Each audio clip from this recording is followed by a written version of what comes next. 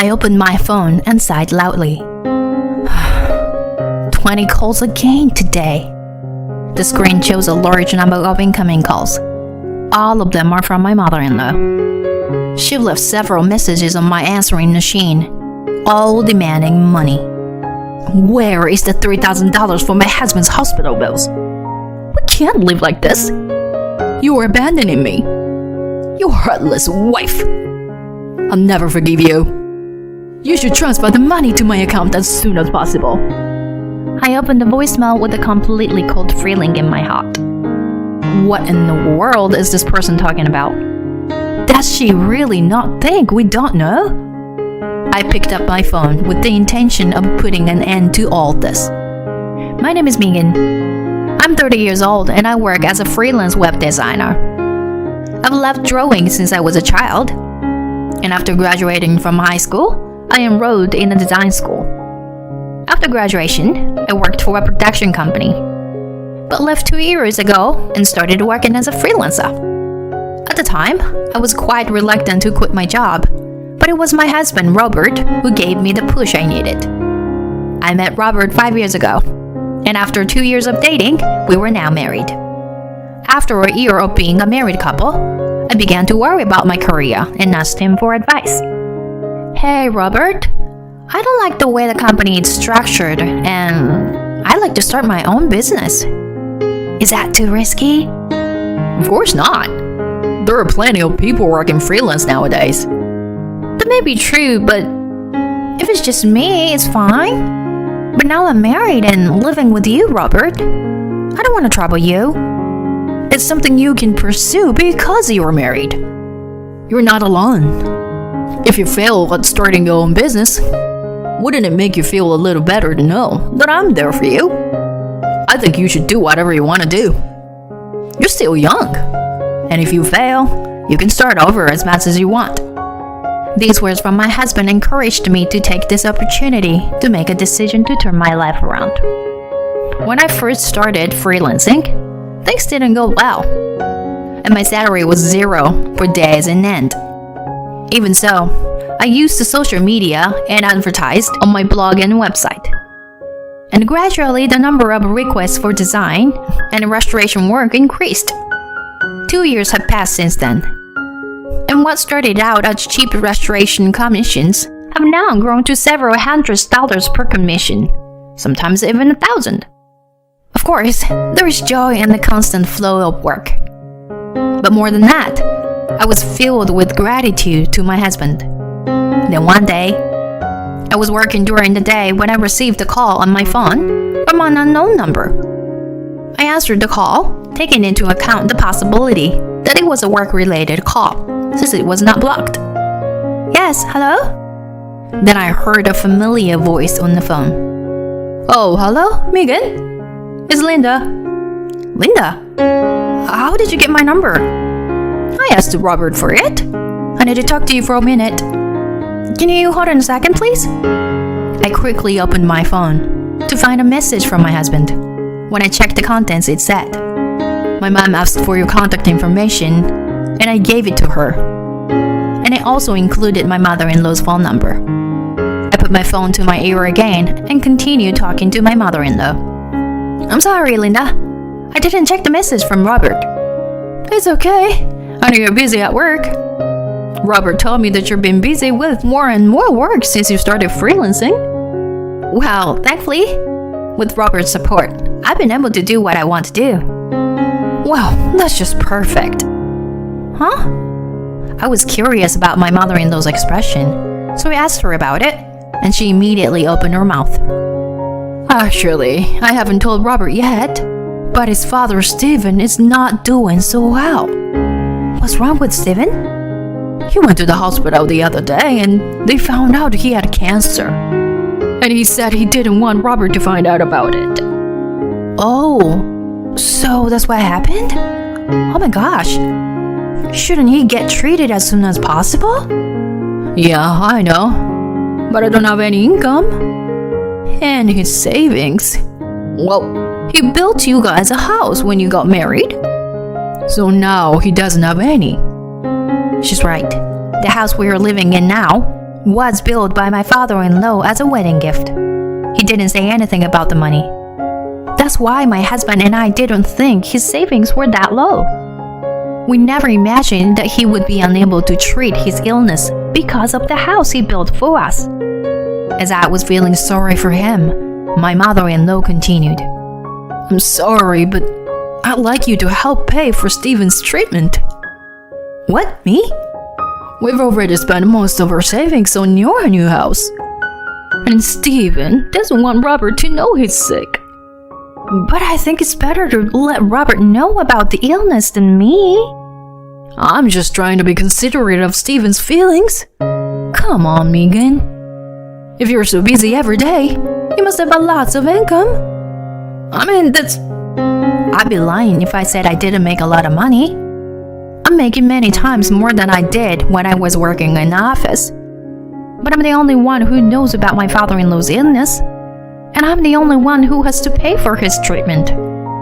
While I was thinking about this for a while, my mother-in-law followed up with a sigh. Megan, if we can't get Steven the treatment he needs, it could get worse. What would Robert think? Do you know what the worst case scenario would be? I wish I could count on Robert too. But Steven doesn't want to.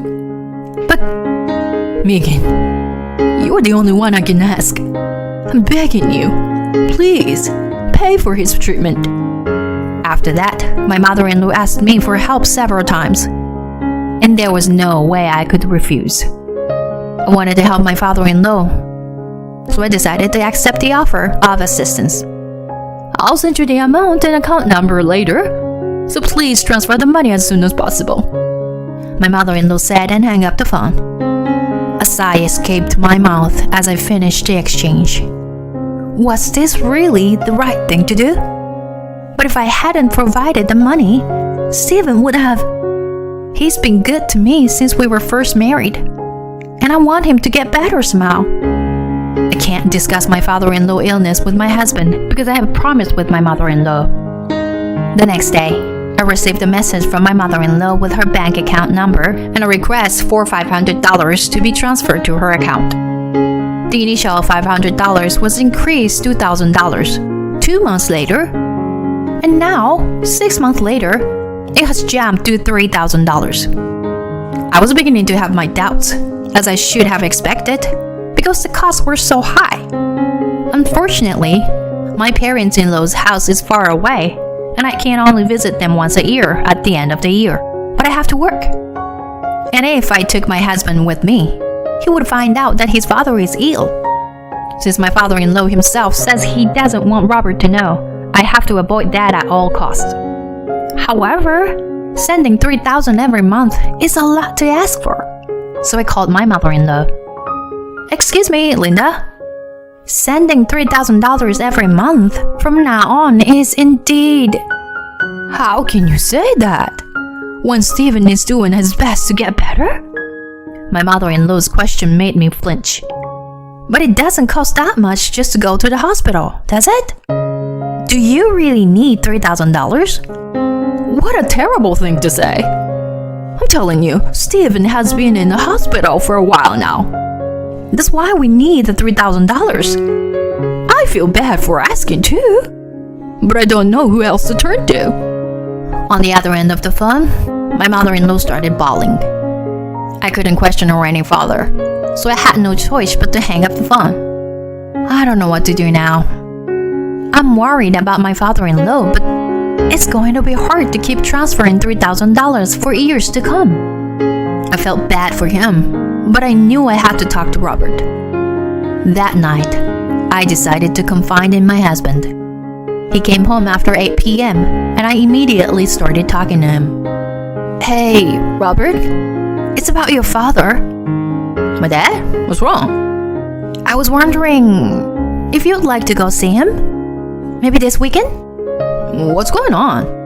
It's the end of the year in a few months. And then we'll go visit anyway, right? No, but by then the cancer... My husband's eyes widened and asked me questions. So I told him that my mother-in-law had called and that I was transferring a large sum of money every month. Then my husband hurriedly took his phone and started calling my parents-in-law's landline. My father-in-law doesn't have a smartphone, so that's the only place he can be reached. But no matter how many times we called, there was no answer. I suppose that's just as well. According to my mother-in-law, my father-in-law is in the hospital. So I called her and she didn't pick up, which made me nervous. We decided to go to my parents-in-law's house on the weekend. My husband rang the intercom as soon as we arrived. As we waited impatiently for my mother-in-law to come out, an unexpected person appeared at the front door. Oh, Robert and Megan. What's going on? I was so surprised to see my father-in-law in front of me that I was at a loss for words. Confused, I tried to desperately squeeze out a few words. Stephen, why aren't you in the hospital? In a hospital? How could I be in the hospital when I'm too healthy to have a medical checkup? What does he mean? Oh, is, Linda here? I need to see Linda. What? I need to check something with Linda. She told me that you had cancer, and I've been giving her thousands of dollars a month in support. As soon as I said all that, my father-in-law frowned. He thought about it for a moment, and then he invited us in. But no matter where I looked, my mother-in-law was nowhere to be seen. In fact, there was no one there but my father-in-law. Where is Linda? I asked, and my father-in-law bowed his head in apology. I was puzzled as to what was going on, but my father-in-law began to speak slowly. Actually, we're spreading right now and thinking of divorce. She's been spending all my savings in my account. No way! But Linda told me you had cancer, and I was transferring $3,000 every month to pay for your treatment and hospital stay. I called and no one answered the phone, so that's why we came today. That's all a lie. I don't know where she is now, but we started living separately about 6 months ago. I didn't want you guys to worry, so I kept it quiet. The phone at home just broke the other day, and I'm trying to fix it. So you're saying that Linda's whole story is a lie? Yeah, that's right. She probably lied to get the money transferred to her, and she's probably living off of it somewhere right now. I was speechless at the truth. I had no idea that my mother-in-law had been deceiving me for 6 months. The moment I realized what had happened, my blood started to boil. I couldn't believe it. That it had all been a lie. She told me that Stephen's savings account was empty. But in the end, it was her who spent the money. This is unforgivable. I'll never transfer any money to her again. I couldn't stop being angry at the fact that she lied about my father-in-law being sick and used me for her own convenience. After talking it over with my father-in-law and my husband, I decided to stop any more transfer to my mother-in-law. We also decided to ignore any contact from my mother-in-law. Even after a month had passed since I stopped the transfer, my mother-in-law still called me every day. She was so persistent that I set my phone to silent mode and went about my business. The number of calls from my mother-in-law increased day by day, and on this particular day, I opened my phone again and sighed heavily. There were 20 calls today, and the screen would show a large number of incoming calls. All from my mother-in-law, of course. Several of them had messages left on the answering machine, all demanding money. Have you paid my husband's hospital bill of $3,000 yet?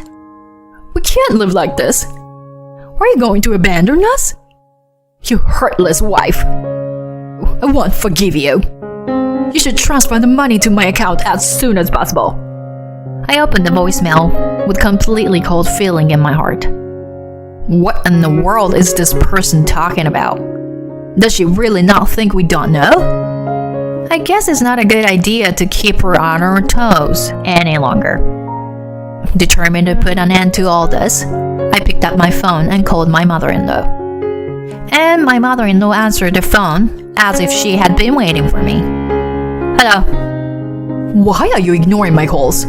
Don't you care about Steven? I don't think she realizes that my husband and I already know the truth. I responded in a nonchalant manner. Linda, please come down. How can I be calm? If you don't transfer the money, Steven will be kicked out of the hospital. What are you talking about? Isn't Steven fine? Huh? Megan, what are you talking? You lied about the cancer in the first place. Did you think that since we live so far away, we wouldn't find out? My mother-in-law must have sensed something bad from what I said. Her bossy attitude disappeared, and she became somewhat distant.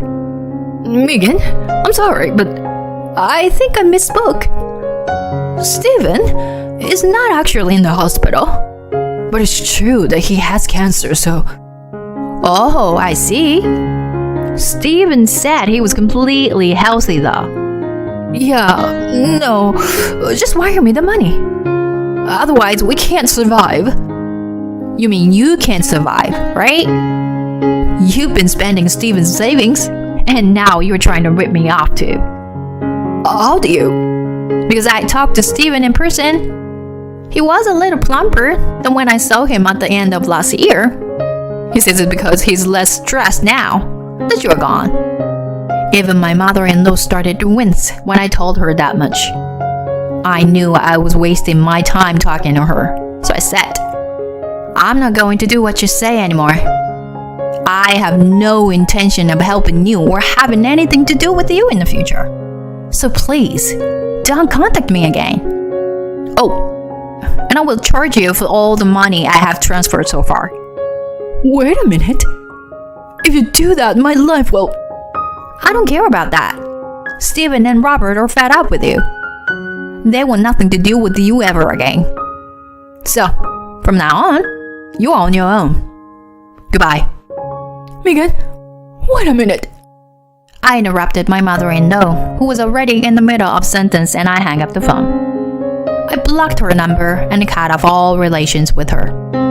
Afterwards, my father-in-law and mother-in-law officially divorced. I consulted a lawyer and demanded full repayment of all the money I had transferred to my mother-in-law. Apparently, my mother-in-law had contacted my father-in-law to ask for a loan as well. And thanks to him, we were able to locate her current address. Since it was too much to pay back in one lump sum, my mother-in-law had to go to work. She has been a housewife all her life, and there is no way she can get a full-time job now, so she is working several part-time jobs to make ends meet. I hope that she will spend the rest of her life paying back the money and reflecting on her own actions, but she's still as busy as ever.